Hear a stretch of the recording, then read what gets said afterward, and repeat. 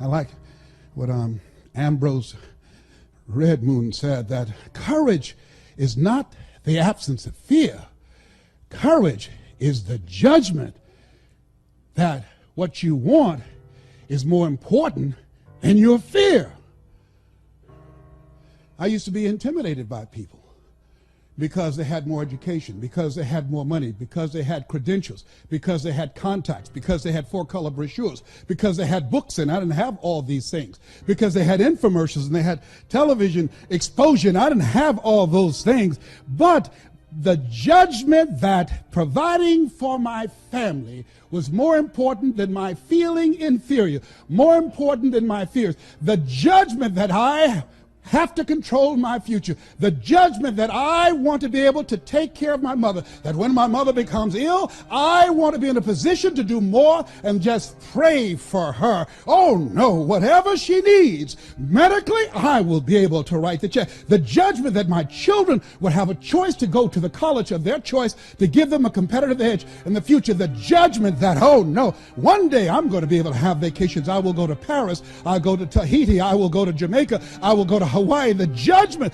I have more time for myself. The judgment that I'm going to secure my grandchildren's future and my great-grandchildren. The judgment of those things that make life worth living was more important than my fear.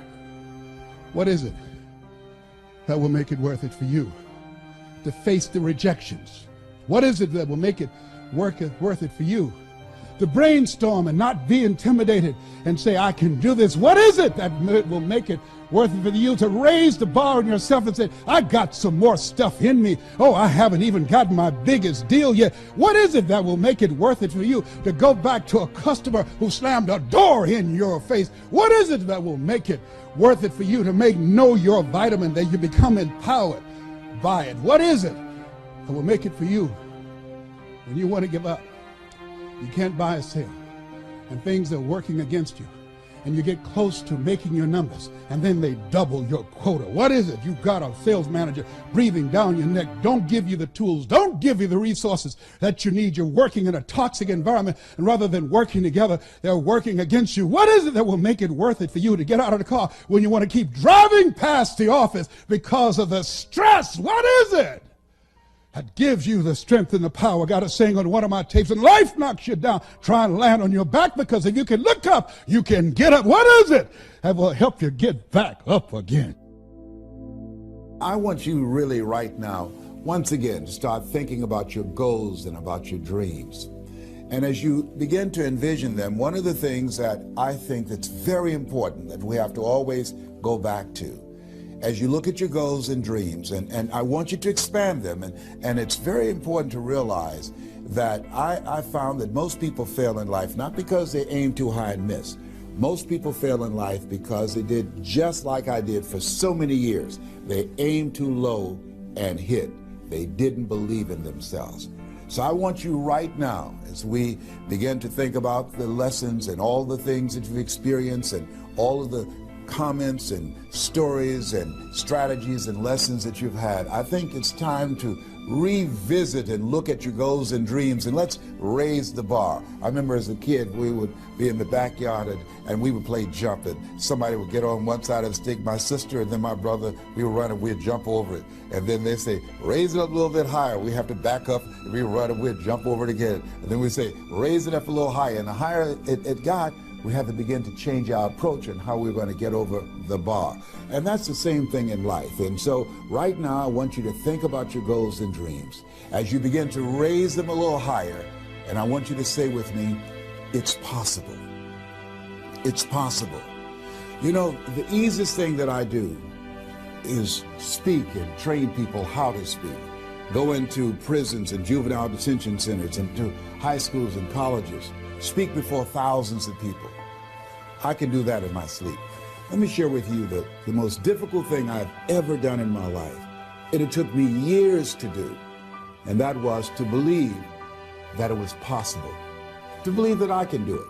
Given my circumstances, born in an abandoned building on a floor, being adopted, being labeled educable mentally retarded, failing twice in school, no college training, never worked for a major corporation, to believe that I had something of value to say, that that somebody would want to listen to me, to believe that somebody would pay me to talk to them. Have you ever thought about something you wanted to do and you talk yourself out of it? I remember going to see Zig Ziglar, who I consider the #1 motivational speaker on the planet, and Dr. Norman Vincent Peale when he was alive, and Robert Schuller. I used to see them and I would be so pumped up and inspired after hearing Jim Rohn, who recently passed, one of the great motivational speakers of all time, and Charlie Tremendous Jones. And I would go to my car pumped up, saying, yes, yes, yes, I can. And then after a while, my mental conditioning would kick in. You know, I'd say, Les Brown, you can't do that. You don't have a college education. Les Brown, you can't do that. You don't even know who your parents are. Les Brown, you can't do that. You failed twice in school. Come on. You ever thought about something you wanted to do and you talk yourself out of it? There's a proverb that says, if there's no enemy within, the enemy outside can do us no harm. That's why it's important that you make it a point every day to listen to Paul, to listen to me, to review these lessons, to get them deep, not only in the conscious mind, but the subconscious mind, and get them in your spirit. Well, how often should I do it? Do it until you are producing the results. That's how often you should do it. And you never stop, because once you stop, that's when those negative thoughts will come back. Once you stop, that's when you will begin to doubt yourself. Once you stop, I'm telling you what I know. Yes, every day it's a selling job on you. It's possible. I can do this. I can make this happen. No matter how bad it is or how bad it gets, I'm going to make it. It's possible. Yes, your dream is possible. Say that to yourself every day. Feed your mind with words that you write and words that you hear and words that you speak to yourself. Feed your faith and your doubts will starve to death. Say to yourself, it's possible. It's possible. It's possible. Even when you have no evidence to point to, say to yourself, it's possible. There's nothing as powerful as a made-up mind. The greatest message I could ever give to you is that one simple thing. Yes, you can grow. I say it with all of my heart. I know in my mind that man was designed for accomplishment, that he's engineered for success, that he is endowed with the seeds of greatness. You can start from where you are with what you've got.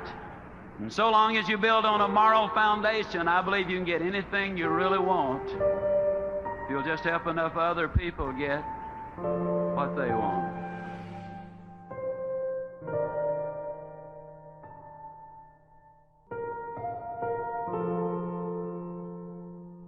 Let's look at number one. Let's sell you on the idea of having goals. Are they important? At Yale University in 1953, they did a study of the graduating seniors. They discovered that of the graduating seniors, only 3% of them had definite, predetermined, written down goals. 20 years later, they did another survey of those seniors who had graduated.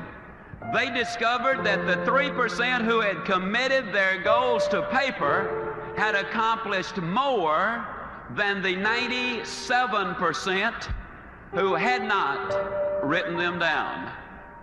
What about you personally? Have you got your goals laid out? Are you a meaningful specific, or are you a wandering generality?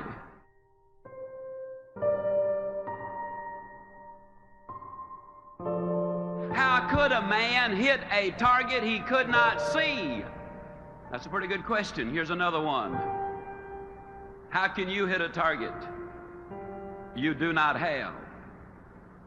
Have you got one? Are you a wandering generality, or are you a meaningful specific? Are you going to work tomorrow because that's what you did yesterday? If that's the reason you're going tomorrow, you won't be as good tomorrow as you were yesterday, because you're 2 days older and no closer to the goal you do not have.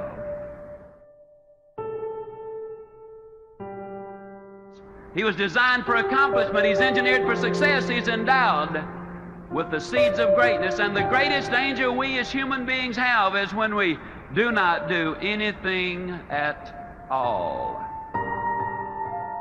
He had to work it. He had to make 100 calls a day. He had to sleep on the floor of the Penobscot building. He had to join Toastmasters. He had to join the National Speakers Association. He had to get rejected. He had to show up in audience and say, hold on, we thought Les Brown and the Band of Renown is coming. And by the time they left, they said that band is renowned.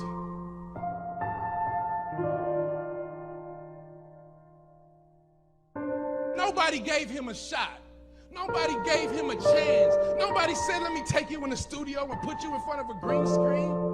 It's not a question of whether or not it's possible. Conquering is part of your description. It is in your nature. The will to overcome and produce was designed to be a part of your genetic makeup. Wake up, wake up, wake up.